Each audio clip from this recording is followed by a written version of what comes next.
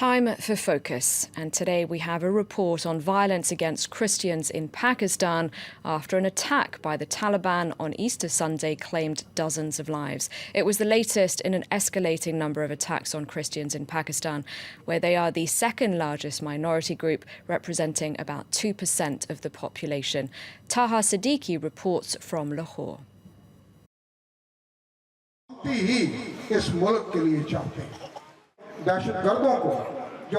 God guide the terrorists who are spreading chaos and death. Here in the largest Christian neighborhood of Pakistan, families mourn for their dead. Recently, a bomb ripped through a public park where 3 teenagers from this locality had gone to celebrate Easter.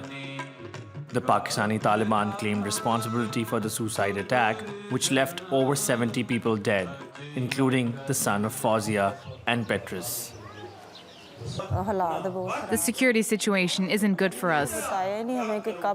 They never told me they were going to the park. If they had told me, I would have stopped them from going. We spend our lives telling our kids to be careful. The children are terrorized. There's always fear. Why should it be so? Isn't this a free country?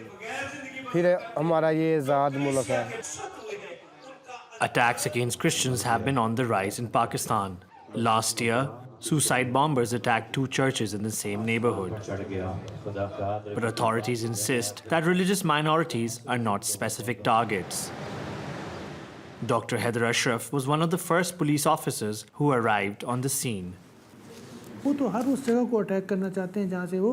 They target all sorts of places in order to terrorize the whole country. And they don't single out religious minorities. Let me clarify one thing. Muslims are being targeted more. If you look at the list of victims of the Johannabad and Easter Sunday attacks, the majority of them are Muslims. For Peter Jacob, a human rights activist, hatred towards religious minorities is not restricted to non-state actors like the Taliban. His findings reveal that discriminatory state laws also play a part. We all know that it's the Christians and religious minorities like the Ahmadis and Shiites who are being targeted. It's a reality we can't ignore. But some people refuse to face up to it, preferring to say that it's Pakistan or humanity being targeted. I think they're trying to avoid creating further gaps in a society which is already very divided. They don't want the terrorists to be able to take advantage of that. Such biases regularly surface in the country. After a quarrel between a Muslim and Christian boy in this village, a mob attacked Christian homes. Mosques in the area accused the Christians of blasphemy and called for their eradication from the area. The accusation of blasphemy can be particularly dangerous in Pakistan, where the law considers it a serious crime punishable by death. Bashira was home when armed men showed up on her door. I went to the door to see what was happening, and a boy came towards me and hit me twice, once on my hip and once here. I pushed the door closed and bolted it, then ran back inside. But they threw petrol bombs and there was fire everywhere. After fighting with some Christian boys, they accused us of blasphemy. They were so angry and they took it out on all of us because we're Christians. None of the Muslims were arrested after the attack. Today, the Christians have repopulated the neighborhood they were forced to flee, but tensions remain. We're still scared because they could do it again. We live in fear. Christians are treated as second-class citizens in Pakistan. A lack of opportunities forces most of them to take up menial jobs. Like Mansha, who works as a cleaner in the day and washes cars in the evening. He makes less than 200 euros a month. One job is not enough to cover my home expenses, so I have to do this other job. Like many Christians who have fled abroad, Mansha and his family also want to leave Pakistan for a better life elsewhere. I'm a Pakistani, and the situation for Christians is not good. We're looked down upon. We can't even consider going abroad because even if we wanted to, we can't. Because we can't afford it. In the wake of the Easter bombing, the Pakistan Army has announced a crackdown against militants in Punjab. But critics say that unless the underlying social factors for radicalization are not addressed, a militarized response will not make minorities any safer. Joining me now from Lahore is Father James Shannon, the head of Peace Centre. Hello, thank you very much indeed for joining us. Now, could you start off by just telling us a little bit about what it's like day to day for Christians in Pakistan? In what ways are they discriminated against? Well, in Pakistan, Christians are part of Pakistan, and we have been living here for decades or rather centuries. But at the present situation, to be a Christian in Pakistan puts us in a great state of fear and insecurity, especially what the attacks have taken place at our places of worship and also colonies and houses, and also Christians being falsely accused of blasphemy laws that make us feel very insecure. And we feel that we are in a state of insecurity and that we are persecuted in our own country, which is very, very unfortunate because radicalism is increasing and the state is not doing enough to protect the people of Pakistan and particularly Christian minorities. I was going to ask you about the government's reaction or response, rather, to that Easter Sunday attack in Lahore. What did you make of it? Well, government did respond promptly, and the Chief Minister of Punjab, Mr. Shehbaz Sharif, he went to visit those who were injured in the hospitals.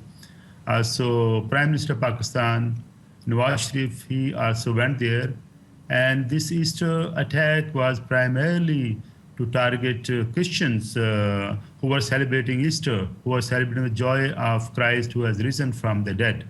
But these radical groups, they knew that Christians also go in large numbers in different parks in the evening with their families to celebrate. So this is what happened. I see that there has been prompt response from the government of Pakistan and also especially from the armed forces. And government had a meeting, cabinet meeting, and also the army had a meeting with the different generals, and they decided to take a military operation in the province of Punjab, where we live, and the city of Lahore that we are living in.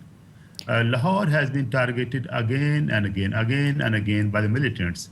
Not only Christians, but Muslims have also been targeted here. Mosques have been targeted, schools have been targeted, public places such as Gulshan-e-Iqbal public park, which attacked on 27th of March, the Easter day. It's true that most of the casualties are from Muslims. They are also brothers and our sisters.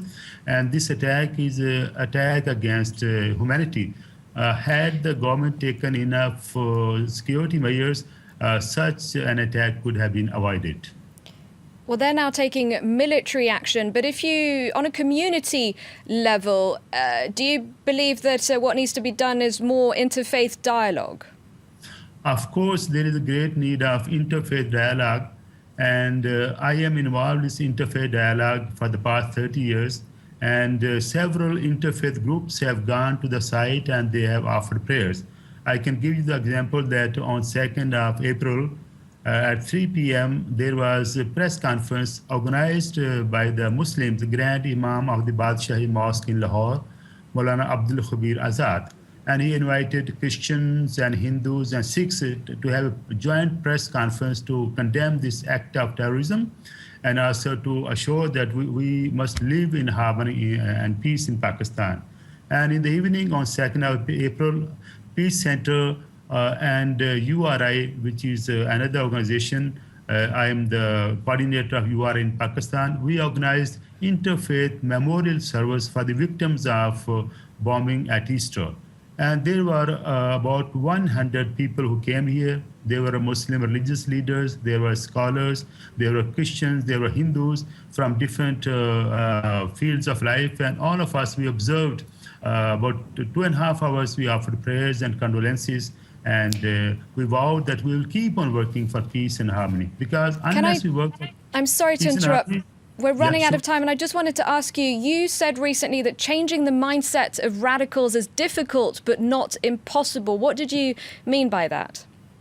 I mean that if we promote interfaith harmony in the schools, in the madrasas, in the curriculum which we have, and also the government has policies to discourage those who promote radicalism, then the mind of radicals will be changed. And we as Christians, we are playing a full role, and there are most of the Muslims, they are peace-loving Muslims, and they are with us. By the small number of radicals, they have made the whole country their kind of hostage. And it's very dangerous for everybody. Feels so insecure, and particularly the Christians, because Christians suffer as a whole. Whole colony is destroyed, and Christians are killed in the churches, and we are persecuted in Pakistan. Father James Channon, thank you very much indeed for joining us for today's Focus. And thank you for your contacting me here in Pakistan. Very much. It was good to have you. Thank you.